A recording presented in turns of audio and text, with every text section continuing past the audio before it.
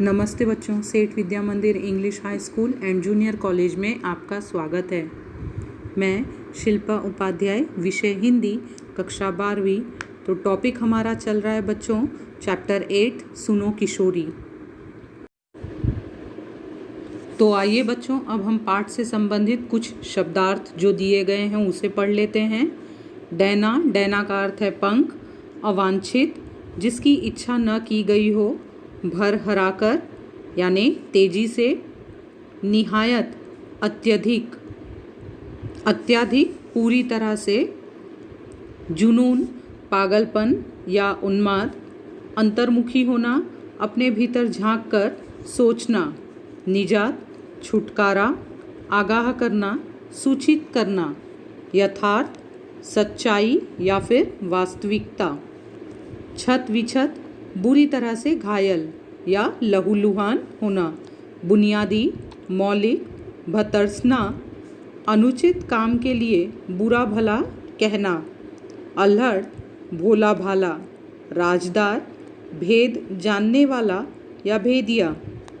मंशा, इच्छा, निश्चल, छल रहित। तो बच्चों, यहाँ आपको कुछ मुहावरे दिए गए हैं पाठ से संबंधित। उन मुहावरों के अर्थ लिखकर आपको अपने वाक्यों में प्रयोग करना है और ये वाक्य आपको स्वयं लिखना है। तो आइए बच्चों, अब हम स्वाध्याय के प्रश्न उत्तर को पढ़ लेते हैं। आकलन, प्रश्न पहला, अंतर स्पष्ट कीजिए।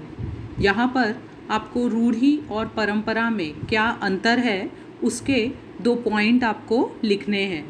तो पहला पॉइंट है, रूढ़ि स्थिर होती है और परंपरा में पहला पॉइंट है, परंपरा निरंतर गतिशील रहती है।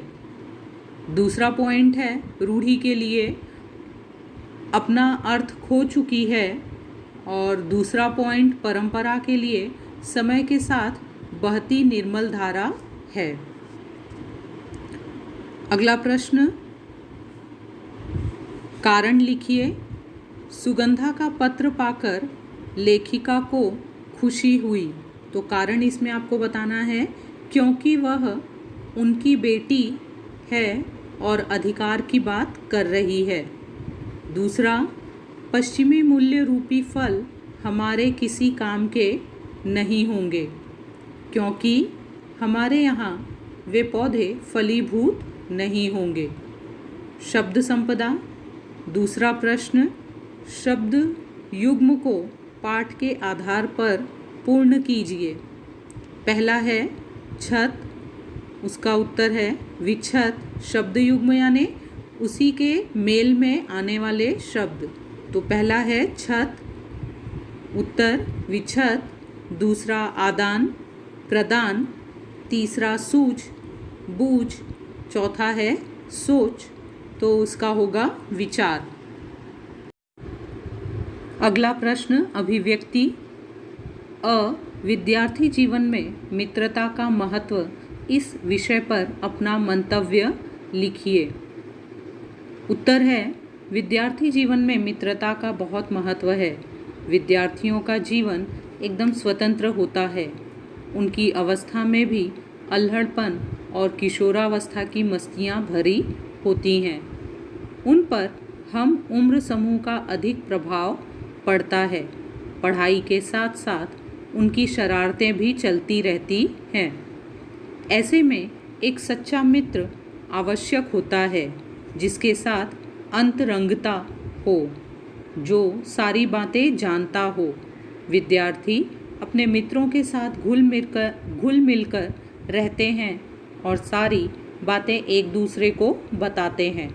मित्र कई बार सही मार्गदर्शन भी करते हैं और भटकने से बचाते भी हैं। इतना ही नहीं, पढ़ाई लिखाई में भी वे एक दूसरे को सहयोग करते हैं। अगला प्रश्न, युवा पीढ़ी किस ओर, इस विषय पर अपने विचार लिखिए। इसका उत्तर है बच्चों, युवा पीढ़ी किसी भी देश का भविष्य होता है। वह देश का भावी कर्णधार होता है। इसलिए उनमें अच्छे नागरिक के गुण होने चाहिए। अपनी परंपरा व संस्कृति से जुड़ाव होना चाहिए।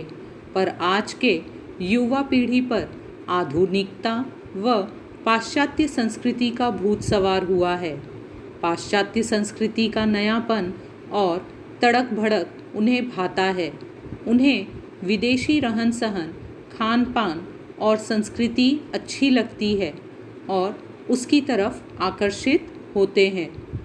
दरअसल वास्तविक धरातल से न जुड़े रहने के कारण वे अच्छे बुरे के अंतर को नहीं समझ पाते हैं और सिर्फ बुराइयों को ही अपनाते हैं, जिसके कारण उनका जीवन प्रभावित होता है। गहराई में न उतर पाने के कारण वे तालमेल नहीं बैठा पाते हैं और अंत में उनका व्यक्तित्व भी इससे प्रभावित होता है। बेशक इन कारणों से नैतिक पतन होता है।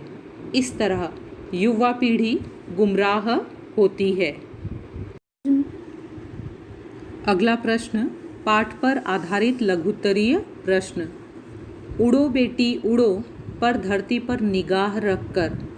इस पंक्ति में निहित सुगंधा की माँ के विचार स्पष्ट कीजिए। उत्तर है बच्चों, प्रस्तुत पंक्तियों के माध्यम से एक माँ ने अपनी बेटी को जीवन की वास्तविकता, उचित अनुचित, करणीय अकरणीय का बोध कराया है। उन्होंने अपनी बेटी को बताया है कि उसे जीवन में ऊंचा उठने के लिए निरंतर प्रयास करते रहना चाहिए, परंतु इस प्रयास में उसे अपने पहचान को भूलना नहीं चाहिए। हमारी धरती ही उसका आधार है और उस आधार से उसके परिवेश का, उसके संस्कार का, उसकी सांस्कृतिक परंपरा का, उसके सामर्थ्य का भी आधार जुड़ा होना चाहिए। उनके अनुसार हमें अपनी पुरानी जर्जर रूढ़ियों को तोड़ना है, अच्छी परंपराओं को नहीं। यदि वह रूढ़ी और परंपरा का अर्थ नहीं समझती है तो उसे दोनों के अंतर को समझने के लिए अपने सांस्कृतिक आधार को समझना चाहिए। यह आधार प्रत्येक भारतीय लड़की के व्यक्तित्व का अटूट हिस्सा है।